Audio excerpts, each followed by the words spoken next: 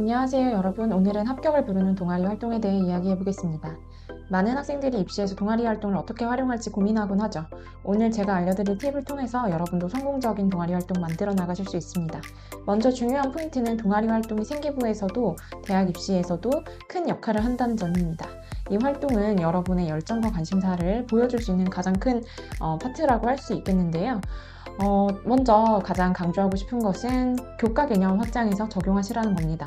예를 들면 통합과학에서 뭘 학습했는데 거기서 생겼던 이런 궁금증을 이렇게 동아리 활동을 통해서 탐구를 설계했다고 한다면 이 학생은 학교 생활이나 교과 학습에 충실하면서도 확장적인 사고를 해서 실험까지 설계할 수 있는 탐구 능력이 있는 학생이다 라는 것이 동아리 활동을 통해서 보여지겠죠.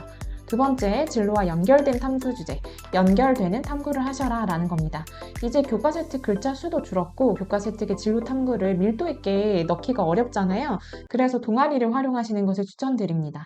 세 번째, 탐구 역량. 합격생들 생기부를 분석해보면 보통 실험이 한 학년당 최소한 1개에서 2개 정도는 포함되어 있는데 학생이 가설을 설정하고 이렇게 실험 변인을 통제하면서 이후에 실험을 어떻게 설계하고 어떻게 과정을 극복했는지 구체적으로 들어가는 게 보통 동아리 활동에서 들어갑니다. 실험을 하면 탐구 역량도 보여줄 수 있고 협업 역량도 보여줄 수 있죠. 이걸 보통 동아리에서 하라고 추천합니다. 네 번째, 아까 말씀드렸던 협력, 소통, 공동체 역량을 보여줄 수 있는 영역이 바로 동아리 영역이라는 겁니다.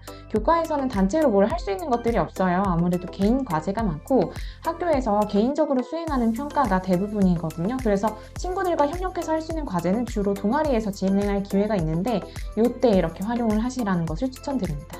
자, 이 학생은 지방일반고 내신 1.06이었습니다. 학종은 떨어지고 교과로 인제대 의대를 갔습니다. 이 학생이 1학년 때 가입한 동아리는 책, 영화를 통한 수학 탐구반이고요. 한번 읽어볼게요. 자, 동아리 반장으로 책임감을 가지고 책, 영화를 통한 수학 탐구반의 활동 전반에 걸쳐 친구들을 챙겨주고 토론을 이끌어 나감. 히든 피겨스를 보고 인종차별을 받는 여성들이 힘든 상황에도 불구하고 자신의 수학적 능력을 펼치는 인상 깊은 장면을 보면서 본인도 어떤 상황에 굴하지 않고 노력하는 모습을 보여주겠다고 이야기함. 자, 여기까지 끊어서 일단 보시면 동아리 반장이란 얘기도 나오고요. 책임감이 있다는 긍정평가도 드러나기는 합니다. 친구들을 챙기고 이런 표현에서도 공동체 역량 이런 게 드러난다고 볼 수는 있겠죠. 근데 뭐가 별로였냐? 뭐가 문제냐? 자, 여러분 뭐가 문제일까요? 네, 구체성이 굉장히 떨어지죠. 일단 쉽게 좀 말씀을 드릴게요. 만약에 제가 어떤 A라는 친구를 칭찬을 하고 싶다고 가정을 해봅시다. 그런 객관적인 평가로서 저 A라는 친구 참 착해. 그러면 이게 신뢰성 있는 평가로 보여지세요.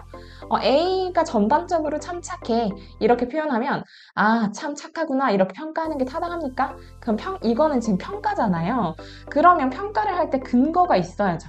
친구들이 토론 주제 관련 자료들을 막 찾는데 막 어려워하는 것을 보고 키워드를 한 10개 정도 추출해가지고 검색하는 것을 도와줬다든지 아니면은 자신이 솔선해서 여성과학자가 쓴 책을 찾아 읽고 그들의 연구와 관련된 영상 자료 링크를 공유하면서 친구들이 자연스럽게 토론에 관심을 갖도록 한다든지 이렇게 디테일한 사례가 들어가면서 이 학생이 진짜 친구들을 챙기는구나, 책임감이 있구나, 동아리 반장으로서 역할을 잘했구나 이렇게 평가할 만한 요소가 들어가야 된다는 거예요. 이게 차이거든요. 자, 그 다음에 기초과학자들의 그 다음 세트 읽어볼게요. 기초과학자들의 수고로움과 열정을 본받아 세상에 이로움을 주는 과학자의 역할을 해야겠다고 발표한 수학 잡기 뉴스를 캡처해서 사고와 창의력을 기르는 퀴즈 게임을 짜임새 있게 구성하여 활용하는 주체적인 참여의 모습을 보인.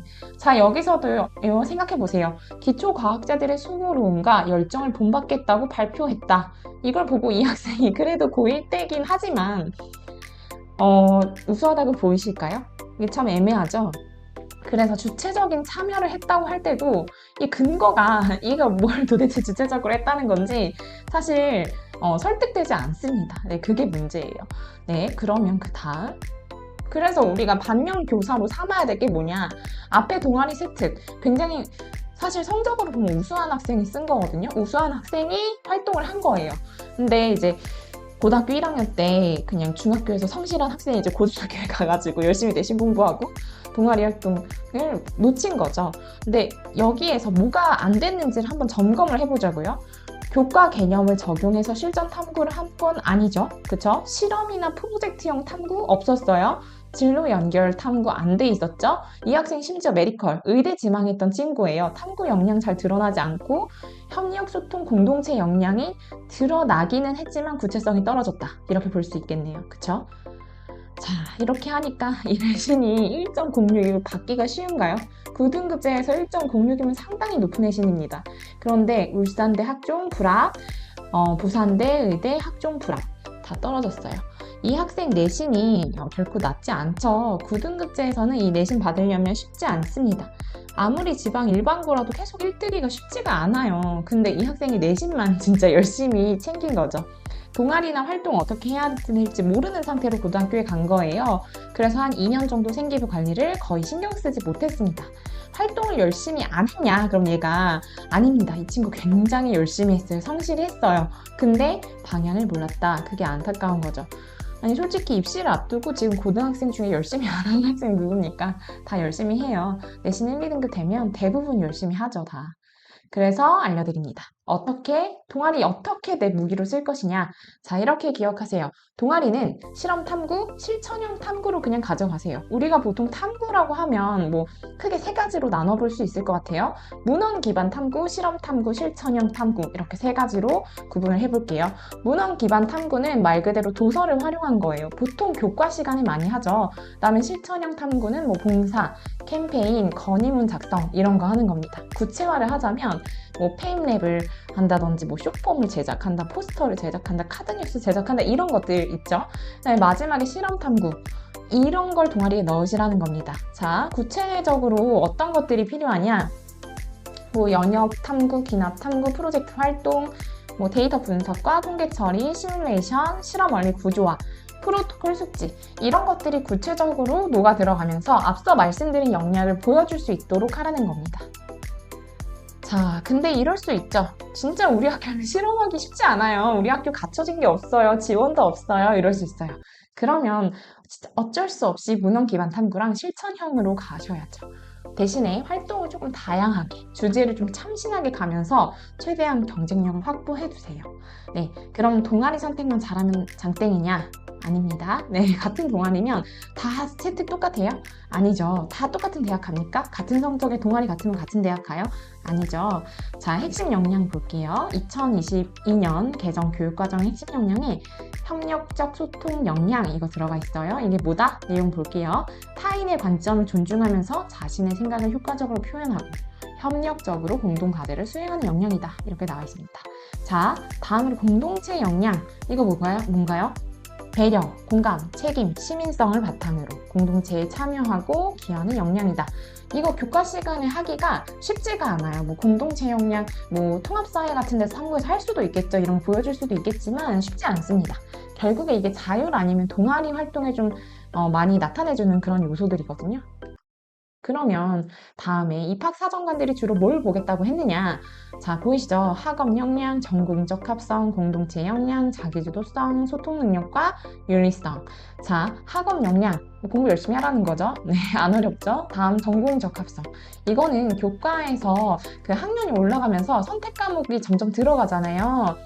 진로 과목들 자연스럽게 만들어 나갈 수 있습니다. 그리고 진로 영역도 있고 그렇잖아요. 그리고 이제 입사관의 공동체 역량, 자기주도성, 소통 능력 이런 거 본다고 했는데 이게 과정 속에 자연스럽게 녹여낼 수 있는 영역의 동아리라는 거예요. 그리고 동아리 선생님은 우리 수행평가 보고 이런 교과 선생님들보다는 아무래도 그 시간 안에 조금 너그럽게 봐주시잖아요. 그죠? 냉정한 평가의 영역이 아니다 보니까 그래도 우리가 할 수 있는 활동을 하도록 배려를 해주시는 경우가 상대적으로 많습니다. 네, 그리고 동아리 시간에 뭐 그 시간에 자습하시나요? 1, 2학년들 그렇지 않잖아요. 활동하잖아요. 그때 조금 신경을 쓰시란 얘기예요. 네, 수업 진도 있고 평가 있고 이런 게 없어요. 동아리 시간에는. 그럼 되도록이면 좀 잘 써주시려고 하세요. 그런데 가만히 있는데 이제 동아리 선생님이 알아서 잘 써주시면 너무 좋겠지만 여러분들이 무슨 활동 어떻게 했는지 파악하실 수 있을까요? 아니죠. 그래서 이런 것도 학기 말 전에 좀 한번 정리를 해서 드리세요. 네.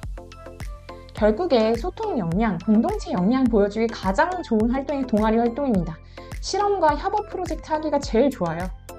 그래서 동아리에서 꼭 좋은 탐구를 만들어 두십시오. 네, 그냥 자료조사, 뭐 정리 이런 걸로 단순하게 나열하지 말고 탐구의 흐름을 갖추세요. 어떤 흐름이냐? 자, 입학사정관 눈에 확 들어오는 동아리 활동 흐름 정리 한번 해볼게요. 먼저, 진로 관심사를 담아내는 융합탐구 주제를 설정하고 특히 1학년은 융합 주제를 잘 활용하세요. 두 번째로, 문헌탐구입니다. 문헌 속에 있는 내용이나 생활 속 질문에서 탐구 주제랑 가설을 만드세요. 그 다음에 실험 설계하셔야죠. 변인들, 조건들, 어떤 재료를 갖다 쓸지. 네, 그리고 여기가 포인트입니다. 역할 분담, 협력을 하면서 탐구를 수행을 하면 되죠. 그 다음에 추가로 연결된 조사랑 심화 탐구를 하면 더 특색이 살아날 수 있고요. 네, 흐름 아시겠죠? 네, 이렇게 진행이 되는 겁니다. 자, 그러면 여러분 좋은 동아리 활동을 통해서 우리가 뭐 교과 뭐 세특에서 뭐 제한이 많다 이렇게 얘기를 하지만 그래도 창체는 상대적으로 열려 있는 부분이에요. 이때 여러분들이 좀 이 영역에서 자기 PR을 하셔야 된다라는 거고요. 네, 근데 동아리 시간 어차피 일주일에 2시간씩 들어가 있는 건데 그 시간에 뭐 영어 단어 외우고 막 내신 공부하고 이러지 않잖아요. 활동하실 때 있잖아요. 그 활동하실 때 좀 알차게 하실 수 있도록 어떤 방향으로 가야 되는지 일단 머릿속에 담아 두시라는 거예요. 그러면 방향이 잡히고 그러면 같은 시간을 쓰더라도 좀 더 효율적으로 좀 더 내가 어필할 것이 무엇인지 파악한 상태로 활동을 할 수가 있다. 시간을 버리지 않을 수 있다. 오히려 시간을 아낄 수 있다라는 겁니다. 네, 오늘 여기까지 하겠습니다.